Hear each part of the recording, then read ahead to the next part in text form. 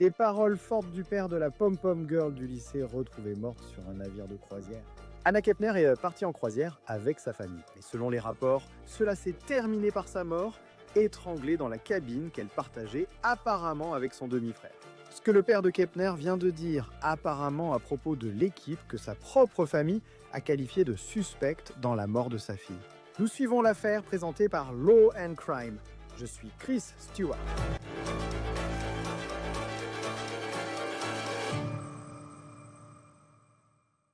Le monde a découvert des détails explicites et tristes sur ce qui serait arrivé à Anna Kepner à bord du Carnival Horizon, ainsi qu'un drame familial que cette famille n'aurait jamais imaginé voir rendu public. Près d'un mois après la découverte du corps de Kepner sur le navire, tout se révèle alors qu'on attend de voir si le FBI arrêtera quelqu'un pour la mort de la jeune femme de 18 ans. À présent, la famille de Kepner a déclaré que son demi-frère de 16 ans est suspecté dans la mort d'Anna Kepner. Et selon ABC News, sa mort a été qualifiée d'homicide. Le FBI n'a arrêté personne au moment de cet enregistrement en lien avec sa mort. Mais ce que le père de Kepner vient de dire lors de sa dernière interview met encore plus de pression sur ce jeune garçon, le beau-fils de 16 ans. Maintenant, avant d'aborder ces déclarations, vous devez comprendre ce que nous savons à ce stade sur ce qui se serait passé. ABC News a rapporté que la famille d'Anna leur a dit qu'elle était morte à cause d'une clé de bras. Quelqu'un lui aurait mis le bras autour du cou et l'aurait étranglée à mort. Cette personne, selon sa propre famille, pourrait être son demi-frère de 16 ans. Le garçon est le fils biologique de sa belle-mère, qui s'appelle Chantel Hudson, maintenant Chantel Kepner, et elle est mariée au père biologique d'Anna. Les grands-parents d'Anna affirment que 9 membres de la famille étaient sur le bateau de croisière Carnival. Ce navire accueille 4000 passagers sur 15 ponts et a quitté Miami pour une croisière de 6 jours dans les Caraïbes. Ses grands-parents, ils ont parlé à ABC News. Ils ont dit que cette croisière, c'était une nouvelle tradition qui devait vraiment célébrer cette famille recomposée réunie par le père d'Anna et la belle-mère d'Anna. L'un des enfants de la belle-mère est ce garçon de 16 ans. C'est un mineur, donc son nom n'est pas divulgué, mais s'il est inculpé et jugé en tant qu'adulte, son identité pourrait devenir publique. Maintenant, je vais parler dans un instant de la façon dont son âge pourrait jouer un rôle dans une éventuelle affaire criminelle. Mais juste un rappel, alors que nous allons aborder ce qui a été rapporté dans cette affaire, la situation est très évolutive. Le FBI n'a pas dit grand-chose de plus que de confirmer qu'ils enquêtent sur un décès à bord du navire. Carnival Cruise Lines a dit à peu près la même chose. Je veux maintenant vous montrer le certificat de décès d'Anna Kepner. Ce document a été obtenu par Fox News. Il n'indique pas la cause de son décès, mais il précise que son corps a été incinéré. La cérémonie a eu lieu à Titusville, à l'est d'Orlando, d'où elle est originaire. Maintenant, on pense que le demi-frère d'Anna, âgé de 16 ans, est suspect parce que c'est ce qui a été déclaré par l'avocat de ses parents. L'aîné, qui a environ 16 ans, est suspecté dans la mort de sa demi-sœur, une fille de 18 ans qui se trouvait dans la même chambre. The same. Extrait d'une audience de garde en Floride avec la belle-mère de Kepner et son ex-mari. Cette situation de garde dure depuis plus d'un an, depuis leur séparation, et cela n'a aucun rapport. Leur conflit sur la garde dure depuis plus d'un an. Mais l'avocat de l'ex-mari de la belle-mère d'Anna Kepner a déclaré que la belle-mère lui avait dit que l'adolescent de 16 ans était suspecté dans l'affaire Kepner. L'affaire de garde doit repasser devant le tribunal en Floride cette semaine. Nous continuerons à la suivre. Selon les membres de la famille, on pense que les derniers jours de la vie d'Anna se sont déroulés à peu près ainsi. Passons au 6 novembre. Ce jour-là, vers la fin de la croisière, Kepner ne se sentait apparemment pas bien. Ses grands-parents ont dit à ABC qu'elle avait un appareil dentaire gênant, alors elle s'est couchée tôt. Cela nous mène au 7 novembre, le lendemain, la famille Kepner prend le petit déjeuner sans Anna, absente. Son grand-père a dit qu'il prenait des cartons de bingo quand il a entendu une annonce d'urgence médicale sur le haut-parleur et il a reconnu le numéro de la chambre. Puis dès vers 11 heures du matin, et cela selon le Daily Mail, une femme de chambre est entrée dans la cabine d'Anna. Et c'est à ce moment-là que son corps a été découvert. Son corps aurait été retrouvé enveloppé dans une couverture, recouvert de gilets de sauvetage et caché sous un lit. ABC News a déclaré qu'Anna avait été étranglée. Un bras, soi-disant, autour de son cou l'aurait tué. Selon leur rapport, Aucune preuve d'agression sexuelle, ni de drogue ou d'alcool n'a été trouvée dans son organisme. Le navire est rentré au port le 8 novembre, moment où le corps de Kepner a été débarqué puis transporté au bureau du médecin légiste du comté de Miami-Dade. Vidéo partagée par VSVN TV du journaliste Sheldon Fox. La nature de la relation d'Anna avec son demi-frère semble désormais sujette à débat. D'un côté, des amis, l'ex-petite amie d'Anna et sa famille, ont confié à Inside Edition que le demi-frère était, je cite, obsédé par Anna, et pas dans le bon sens. Il a dit, moi je cite, qu'elle avait peur de lui parce qu'il portait toujours un grand couteau sur lui. Il a aussi dit que son fils, ex-petit ami d'Anna Kepner, avait vu le demi-frère entrer dans la chambre de Kepner pendant un appel FaceTime, alors qu'elle dormait et monter sur elle. Il a ajouté, il est genre obsédé, attiré par elle comme un fou. Il a toujours voulu sortir avec elle. Tout cela provient de Inside Edition. L'ex-petite amie a également déclaré aux médias qu'Anna avait tellement peur de son demi-frère qu'elle dormait parfois chez des amis. Maintenant, les grands-parents d'Anna, lors de leur interview avec ABC, et nous les avons contactés et ils ont dit qu'ils ne souhaitent plus parler pour le moment. Donc cette interview avec ABC est en quelque sorte tout ce que nous avons de leur point de vue, du moins pour l'instant. Ils ont dit à ABC News qu'Anna et son demi-frère avaient en fait une excellente relation. Ils l'ont décrite comme une véritable relation de frères et sœurs, allant même jusqu'à dire, je cite, qu'ils étaient comme deux doigts de la main. Donc, sachant qu'il y a un peu de contradiction concernant la relation d'Anna avec son demi-frère, parlons maintenant de ce que dit le père d'Anna. Chris Kepner, qui était le père biologique d'Anna, il était sur le navire. Il est le beau-père du garçon de 16 ans. Selon Chris Kepner, il dit, je cite, je ne soutiens pas ce que mon beau-fils a fait. Fin de citation. Il a affirmé qu'il ne confirmerait ni ne nierait ce que son beau-fils aurait fait. C'était selon une interview qu'il a donnée au magazine People. Kepner a également déclaré, je cite, je veux qu'il fasse face aux conséquences. Je me battrai pour que cela arrive. Les gens lui ont alors demandé s'il pense que son beau-fils est responsable de la mort de sa fille, Anna Kepner. Et il dit, je cite, je ne peux pas dire qu'il est responsable, mais je ne peux pas l'exclure. Il était le seul à être dans la pièce. Et le FBI mène une enquête en cours dans laquelle ils devront fournir les preuves pour dire s'il l'a fait ou non. Fin de citation. Il a également dit qu'il considérait son beau-fils comme un enfant normal, proche de sa fille, et il n'aurait jamais pensé qu'une chose pareille puisse arriver. Nous accueillons Nemo Romani, ex-procureur fédéral et président de West Coast Trial Lawyers, pour discuter de cette affaire. Merci d'être avec nous. Beaucoup d'attention se porte maintenant sur ce demi-frère qui a 16 ans. C'est un mineur, mais jusqu'à présent, malgré tout ce qui a été rapporté, même par la famille d'Anna Kepner, il n'est pas inculpé au moment où nous enregistrons. Pourquoi, selon vous? Je suis surpris qu'il n'ait pas été inculpé. Et évidemment, il s'agit d'une affaire sur un navire de croisière, ce qui signifie que le FBI va être impliqué. Ce sera une affaire fédérale s'il y a des poursuites. Et les fédéraux auront tendance à agir un peu plus lentement, non pas parce qu'ils ne sont pas compétents ou qu'ils ne prennent pas ces affaires au sérieux. Les procureurs fédéraux ont l'habitude de traiter des affaires proactives plutôt que des affaires réactives. Alors qu'est-ce que cela signifie? Généralement, dans les tribunaux d'État, la police arrête quelqu'un, rédige un rapport et les procureurs reçoivent le dossier. Ils réagissent à un crime déjà commis. Souvent, les procureurs fédéraux mènent de manière proactive une enquête sur une organisation criminelle. Ils attendent généralement que l'affaire soit solide avant de se présenter au grand jury pour obtenir une mise en accusation. Je ne dis pas que c'est la raison du retard dans cette affaire, mais les procureurs fédéraux ont tendance à être un peu plus prudents que leurs homologues des États. Donc cela pourrait être l'une des raisons pour lesquelles il y a eu un retard ici. Et Kepner, le demi-frère d'Anna Kepner, a 16 ans. Donc ce n'est pas un adulte. Mais il pourrait faire face à des accusations assez graves s'il est celui qui est inculpé en lien avec ce qui se serait passé, ce qui serait arrivé à Anna Kepner. Comment son âge pourrait-il influencer la façon dont une poursuite pourrait se dérouler? Eh bien, cela fait une énorme différence. S'il est poursuivi en tant qu'adulte pour meurtre, il fera face à beaucoup des mêmes conséquences que n'importe qui d'autre. Évidemment, vous savez, on ne peut pas risquer la peine de mort quand on est mineur, mais à part cela, l'affaire suivrait le même parcours. S'il n'est pas poursuivi en tant qu'adulte, ce serait une situation complètement différente. Il ferait face à très peu, voire aucune, justice pénale sous notre système fédéral.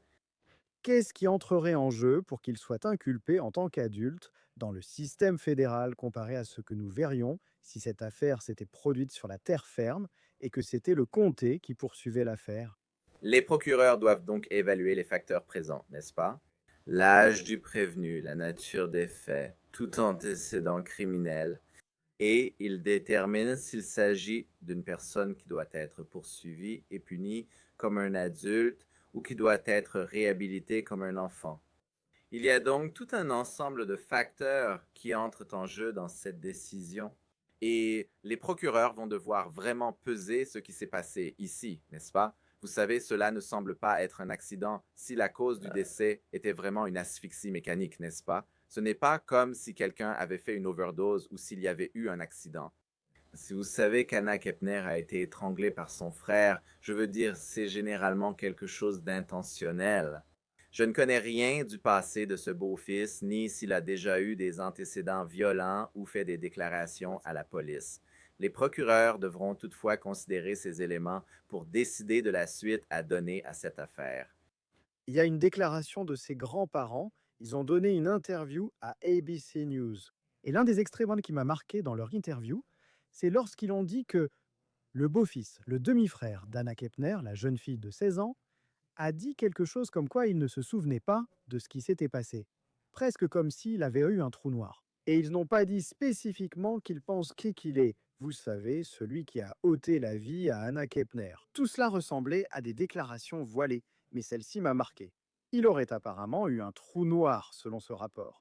Jusqu'où va cette défense si face à de graves accusations, quelqu'un affirme ⁇ Je ne me souviens pas de ce qui s'est passé ⁇ Chris, c'est une défense dans ce genre d'affaires, parce que nous savons que pour un meurtre, il faut avoir l'intention de tuer, l'intention d'infliger des blessures graves ou faire preuve d'une indifférence totale envers la vie humaine. Selon la loi, c'est un meurtre avec malveillance. Il existe différentes façons de commettre un meurtre. Il y a le meurtre, la conspiration pour tuer, mais dans une affaire classique, seules deux personnes sont impliquées, souvent dans une petite pièce sur un bateau de croisière. Voilà les façons d'y parvenir. Donc, si le demi-frère n'avait pas l'intention de blesser Anna et a subi une sorte de crise involontairement, n'est-ce pas? Nous savons que, vous savez, consommer de la drogue ou de l'alcool volontairement, ce n'est pas une défense, n'est-ce pas? Une crise psychiatrique ou un épisode de santé mentale pourrait servir de défense contre l'accusation de meurtre. C'est donc très important dans une telle affaire. J'ai vu la famille faire quelques déclarations et il semble que, du moins du côté du père d'Anna Kepner, ils n'en feront plus. C'est ce que les grands-parents nous ont dit quand nous avons tenté de leur parler cette semaine. Chris Kepner, le père, vient de faire une déclaration, une interview. Je vais juste sortir quelques extraits sonores. Dans une interview exclusive accordée au magazine People, ils ont pu entrer en contact avec lui.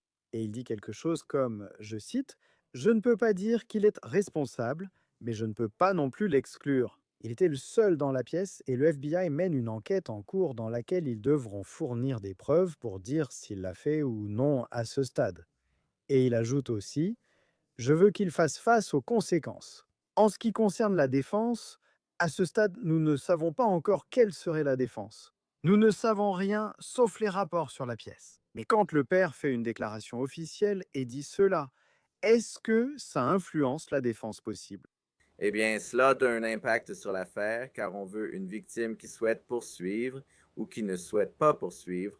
C'est un facteur que les procureurs prennent en compte, mais l'affaire serait les États-Unis d'Amérique contre beau-frère, n'est-ce pas?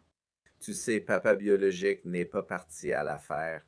Il a le droit d'être entendu, il a le droit d'être informé des procédures judiciaires, mais il ne peut pas dicter l'affaire. Tu sais, quand j'étais procureur et maintenant avocat des victimes, tu sais, il est arrivé souvent que nous poursuivions une affaire même si la victime ne le souhaitait pas. Les affaires de violence domestique illustrent bien cela. La victime refuse souvent des poursuites, mais nous poursuivions tout de même.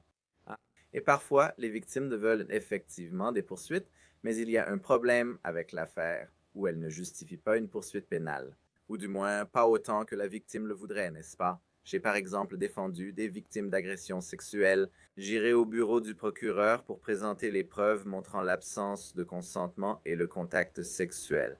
Mais parfois, les procureurs me disent que c'est parole contre parole et qu'ils n'ont pas assez pour prouver l'affaire au-delà de tout doute raisonnable. Donc les victimes ne peuvent pas dicter le déroulement de l'affaire dans un sens ou dans l'autre. Elles peuvent s'exprimer, mais les décisions reviennent au procureur. L'autre aspect de tout cela que j'ai trouvé fascinant, c'est que beaucoup d'informations proviennent, par exemple, de l'audience de garde qui concernait la belle-mère.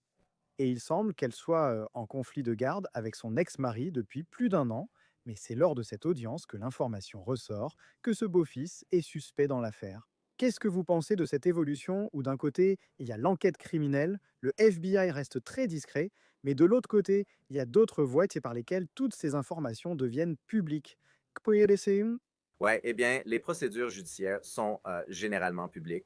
Il y a quelques exceptions, évidemment, les affaires impliquant des mineurs, celles-ci ont tendance à être scellées, mais c'est exact. Donc, lorsqu'un document est déposé au tribunal, que ce soit au pénal, au civil ou, dans ce cas, au tribunal de la famille, bien souvent, ces documents sont publics et accessibles. Donc, si vous dites quelque chose dans un document judiciaire, même si cela concerne une affaire complètement différente, cela peut apporter un éclairage sur ce qui se passe dans une enquête qui, autrement, serait close. C'est une autre affaire, mais je suis à Los Angeles, n'est-ce pas? Il y a eu une procédure dans l'affaire David Céleste Rivas, où, vous savez, les forces de l'ordre ont déposé quelque chose pour essayer de garder un rapport médical sous scellé ou faire en sorte qu'il ne soit pas accessible au public. Ils ont mentionné un numéro de grand jury révélant ainsi l'existence d'un grand jury, pourtant censé rester secret. Donc parfois, les dépôts au tribunal donnent des informations sur d'autres enquêtes ou affaires qui sont censées rester sous scellé ou secrètes. Et je sais que vous n'êtes pas un avocat de la défense pénale. Et vous savez, vous ne seriez pas quelqu'un qui défendrait ce beau-fils en fonction du type de droit que vous pratiquez. Je les imagine sur un bateau de croisière entouré de caméras. Mais ensuite, ça en arrive au point où il n'y a apparemment plus que lui et elle dans la chambre et elle finit morte. Comment défendre cela alors qu'il est très facile pour le public de dire de l'extérieur? Eh bien, si elle est morte par asphyxie, elle ne s'est pas fait ça à elle-même et tu étais la seule autre personne dans la chambre. Et nous avons des caméras pour prouver que tu étais la seule autre personne dans la chambre. C'est une affaire difficile à défendre. Donc évidemment, je voudrais savoir ce qu'il a dit aux forces de l'ordre immédiatement après, ou même à n'importe qui sur ce bateau de croisière, n'est-ce pas? Tu sais, en supposant, pour les besoins de cette discussion, qu'il était le seul à avoir accès à elle et qu'il n'y avait aucune autre façon pour elle de mourir sauf par lui, en l'étranglant, alors la question serait, est-ce qu'il avait l'intention nécessaire, tu vois? Est-ce quelque chose que nous pourrions plaider comme étant un accident, n'est-ce pas? Évidemment, le fait que ce soit un accident l'expose potentiellement à d'autres accusations, mais la peine potentielle pour homicide involontaire pour un adolescent de 16 ans sera nettement inférieure à celle d'un meurtre intentionnel. Donc, s'ils se chamaillaient ou jouaient, je veux dire, ils sont frères et demi-sœurs, non? Peut-être qu'ils étaient violents, mais ils n'avaient pas cette intention criminelle, cette mens rea. Ce serait une victoire pour quiconque défend le demi-frère, à mon avis. Qu'est-ce qui entre en jeu pour déterminer? Vous savez, en ce moment, le FBI, les procureurs fédéraux, ils essaient de comprendre ce qui s'est exactement passé dans cette affaire. Que faut-il pour qualifier cela d'homicide involontaire plutôt que de meurtre? Oui, c'est vraiment aussi intense que ça. Donc souvent, encore une fois, en supposant que la personne inculpée soit le tueur, la personne responsable de la mort, on commence à examiner les différents types de défense, n'est-ce pas? Nous avons évoqué la différence entre meurtre et homicide involontaire. J'y reviendrai bientôt en détail. En réalité, dans ces affaires, seule l'une des trois défenses existe souvent. Chris, ce n'était pas moi, et il semble que cette défense ne va pas fonctionner. C'était peut-être de la légitime défense, mais tu sais, c'est un garçon face à une fille avec un petit écart d'âge. En général, la force létale n'est autorisée qu'en cas de danger imminent de mort ou de blessure grave. Peut-être qu'il s'agit de légitime défense, mais cela ne semble pas être le cas. Tu dis, je ne voulais pas le faire, non? Sans intention, tu ne voulais pas tuer. Tu n'avais pas l'intention d'infliger de graves blessures corporelles. C'était un accident, mais tu as fait preuve d'une négligence grave, non? Selon la juridiction, cela peut être vu comme un homicide involontaire ou une simple négligence. Dans certains endroits, l'homicide involontaire par simple négligence peut être un délit mineur. Donc évidemment, nous parlons du système fédéral. Il s'agit probablement d'accusations de meurtre involontaire qualifié, surtout en plaçant un bras autour du cou de quelqu'un. Je ne vois pas de cas où ce serait de la simple négligence. C'est sans doute une grave négligence, mais il ne s'agit pas d'une volonté de tuer, seulement d'une négligence grave, ce qui diminue la peine prévue par la loi fédérale. À quelle fréquence, oui, lorsque vous étiez procureur fédéral, traitiez-vous des affaires sur des navires de croisière? Nous en avons traité beaucoup. J'étais procureur fédéral à San Diego, et évidemment qu'il y avait beaucoup de navires de croisière qui partaient de San Diego. Évidemment, c'est une grande destination touristique, donc nous avons eu affaire à ce genre de dossier. Évidemment, il y a aussi des bases fédérales là-bas, donc nous avons eu affaire à des civils qui commettaient des crimes, y compris des crimes violents sur ces bases fédérales. Mais tu as raison, Chris. Généralement, les affaires de meurtre, 90-95% du temps, voire même plus, elles sont traitées au niveau de l'État parce que ce sont des crimes d'État. Et puis, quand il s'agit de la relation entre Anna Kepner et son demi-frère, parce que la famille, même son père, dit que le demi-frère, il avait l'air d'un garçon normal. Les grands-parents disaient que le demi-frère et Anna Kepner étaient inséparables. Mais ensuite, vous avez son ex-petite amie qui raconte une histoire très différente, disant qu'il était obsédé par elle, qu'il semblait y avoir une relation très inquiétante. Comment les procureurs parviennent-ils à trier et comprendre la nature de leur relation? Et comment cela peut-il influencer l'affaire? C'est un facteur majeur. Nous avons évoqué la différence entre intention de tuer et accident. Il y a aussi un passé violent et un motif pour nuire à quelqu'un. Tout cela va intervenir non seulement lors du procès, mais aussi dans la détermination de ce dont le demi-frère sera accusé, n'est-ce pas? S'il y a un passé, un schéma où il aurait pu vouloir lui faire du mal pour une raison quelconque. Je veux dire, c'est une preuve d'animosité et d'intention de commettre un meurtre ou d'infliger des blessures graves. Si leur relation était fantastique et qu'ils n'avaient jamais eu de problème l'un avec l'autre, la défense dira qu'il n'y a absolument aucune preuve d'intention. C'était un accident et les accidents arrivent. Cela n'en fait pas un crime et cela ne signifie pas que quelqu'un devrait aller en prison fédérale pendant des années ou même des décennies. Et nous verrons, dans ce cas, il y a une attente. Au moment où nous enregistrons ceci, on attend toujours de voir s'il y aura des accusations. Nima Romani, ex-procureur fédéral et président de West Coast Trial Lawyers, merci d'être avec nous sur Law and Crime. Bien sûr, merci Chris. Encore une fois, nous allons suivre de près une audience de garde prévue concernant la belle-mère d'Anna Kepner, qui doit avoir lieu plus tard cette semaine au tribunal. C'est tout pour cette affaire présentée par Law and Crime. Abonnez-vous à notre chaîne YouTube et à Spotify. Je suis Chris Stewart, on se retrouve la prochaine fois.